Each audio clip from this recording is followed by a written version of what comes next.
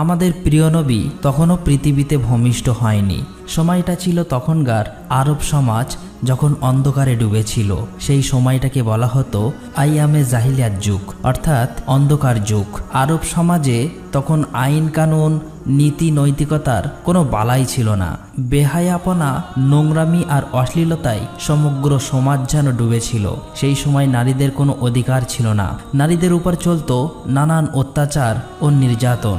এমনকি অনেক সময় কন্যা সন্তানদের জীবিত কবর দেওয়া হতো। এতে মানুষের মনে বিন্দুমাত্র মায়া, মমতা, ভালোবাসা ছিল না। নারীদেরকে সেই সময় ভোগের পণ্য মনে করা হতো। এমনকি বাজারে নারী পুরুষের দাসদাসী হিসাবে বেচাকেনা করার রীতি ছিল।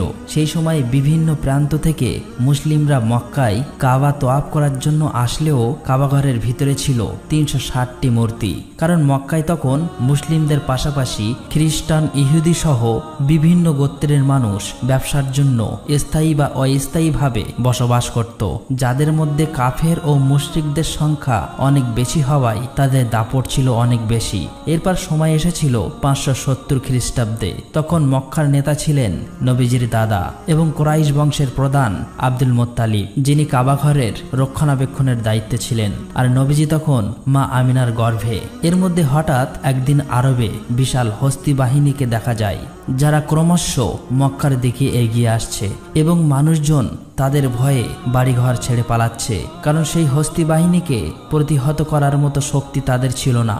এমনকি ততক্ষণে সেই হস্তি বাহিনী মক্কার অনেকেরই ধরে নির্যাতন করতে শুরু করেছে এবং নবীজির দাদা আব্দুল মুত্তালিবের ২০০ উট সহ মক্কাবাসীর সমস্ত উট কেড়ে নিয়েছে, যাতে তারা তাদের সাথে লড়াই করতে না পারে। ঠিক তখনই দেখা যায় নবীজির চাচা আবু তালেব এসে আব্দুল মুত্তালিবকে মক্কার পরিস্থিতি সম্পর্কে জানায় এবং বলে, বাবা, আমরা ওই হস্তি বাহিনীর সাথে বিবাদ করে পারবো না, বরং আমরা আত্মসমর্পণ করি। আব্দুল মুত্তালিব তখন তার ছেলে আবু তালেবকে নিয়ে রওনা হয় হস্তি বাহিনীর প্রধানের সাথে দেখা করতে। আর এই হস্তি বাহিনীর প্রধান হলেন মক্কার পার্শ্ববর্তী এলাকা ইয়ামেনের শাসক আব্রাহা। তার ছিল অনেক ক্ষমতা ও শক্তির অধিকারী। মূলত আরব সমাজ যখন অন্ধকারে ডুবে থাকলেও সমগ্র পৃথিবীর বেশিরভাগ মানুষ জেনে গিয়েছিল যে ইসলাম ধর্ম হলো পৃথিবীর শ্রেষ্ঠ ধর্ম, সত্য ধর্ম এবং শান্তির ধর্ম। তাই বিভিন্ন প্রান্তের মানুষেরা তখন ইসলাম গ্রহণ করছিল এবং দলে দলে হজ করার জন্য মক্কায় আসত।